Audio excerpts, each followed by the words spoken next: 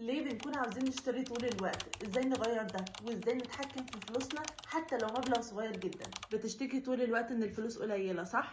ليه بنصرف كتير ومش قادرين نتحكم؟ في 3 اسباب رئيسية اي حد في العالم بيتأثر بيهم. 1. التسويق اللي بيشتغل على دماغك مش على احتياجاتك. الشركات ما بتبيعش منتجات، بتبيع احساس، وده اسمه الاحتياج المصطنع، انك تحس انك لازم تشتري الحاجة دي وانت اصلا مش محتاجها. 2. الدوبامين، المخ بيديك مكافأة صغيرة اول ما بتفكر تشتري، ومكافأة اكبر لما تضغط على كلمة باي، فبتحس ان الشراء ريحك وبعدها يجيلك احساس بالذنب، وده طبيعي جدا، وده اللي بيلعبوا عليه. تاني حاجة الواقع، الناس اللي بتستثمر وبتكون اغنياء بيعملوا ايه؟ بيعملوا 3 حاجات. اول حاجة بيحددوا اولوياتهم قبل ما الشهر يبدأ، مش مستني اخر الشهر كأنها ميزانية شركة. 2. بيستثمروا حتى لو مبالغ صغيرة جدا. ايوه، ال 100 جنيه اللي ممكن توفرها كل شهر ممكن تعمل لك ثروة. السر في التكرار. 3. بيقللوا الاستهلاك، مش بالمنع ولكن بالبديل. هموت على برفيوم سعرها 1000 جنيه، هات السايز صغيرة منها. نفسي اخرج كتير، حدد خروجة واحدة محترمة ونكون منظمين لها كويس. نفسي اشتري لبس، اعملي تشيك على الدولاب بتاعك الاول. طيب ازاي تمنع نفسك من الشراء العشوائي؟ 1. قاعدة ال 24 ساعة.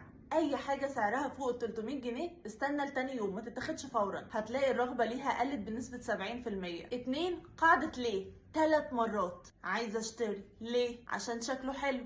ليه؟ علشان هبقى مبسوطه.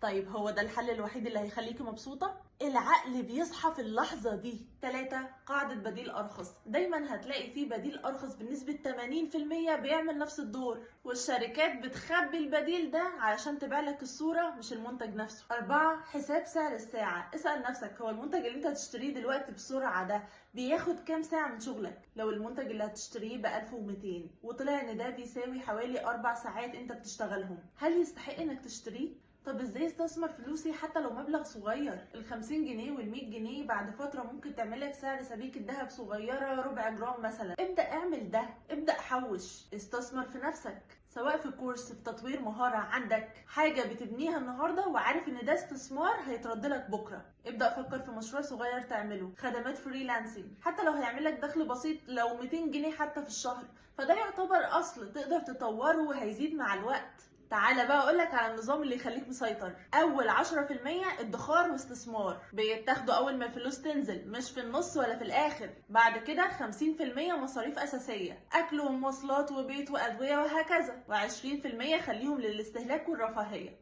و20% زيهم خليهم لتطوير نفسك وللطوارئ، تاخد كورس، تشتري كتاب، تشتري علاج، او اي حاجة ممكن تفرق في حياتك. التقسيمة بالشكل ده مش هتخليك تعرف تصرف غلط حتى لو انت بنفسك حاولت. اول ما تحط لك نظام هتقل اصلا رغبتك في الشراء، وهتحس بقوة وثقة اكتر في نفسك، وسبحان الله هتلاقي فلوسك بتزيد لأول مرة.